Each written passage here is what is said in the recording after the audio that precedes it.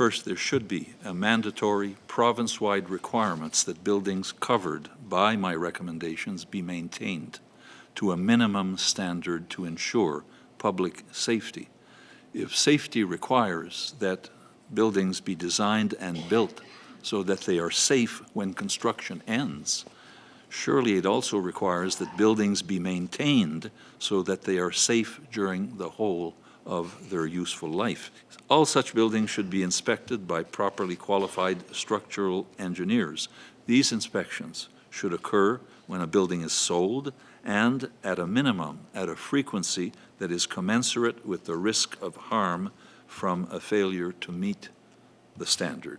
At the moment, generally speaking, information in a private contract between two individuals, a seller and a purchaser, is entirely private and not available to the public. So we think that should change. The standard should be enforceable by a simple and practical process which requires that the responsible public authorities are accountable for the decisions and the actions they take. And those charged with determining whether buildings meet these standards as well as enforcing them, including professional engineers and municipal building officials, should be appropriately trained and certified, and owners and the public should have easy access to relevant information about their training, about their certification, and about any disciplinary measures against them. Ministry of Labour employees conducting inspections in response to complaints of unsafe working conditions under the Occupational Health and Safety Act should receive adequate training and direction to ensure proper inspections. In addition, there should be better communications among the Ministry of Labour, municipal building officials, and employers about issues relating to the minimum public safety standards. Other recommendations deal with the underlying philosophy of the incident management system in existence in the province. And although many of these recommendations have their genesis in the evidence heard during the Commission's hearings, most received strong support from the experts during the policy roundtable sessions in Ottawa.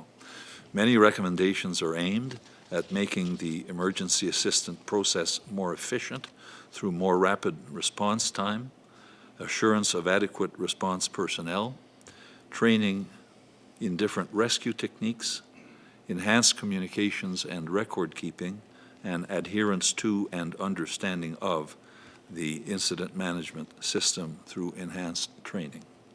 The recommendations also suggest looking at different approaches or models of emergency response in Ontario and elsewhere in the world, and improve synchronization and cooperation among emergency response organizations.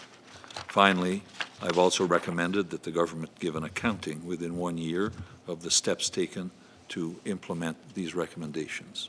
Now, the recommendations I make are obviously not binding on government. It can do as it wishes.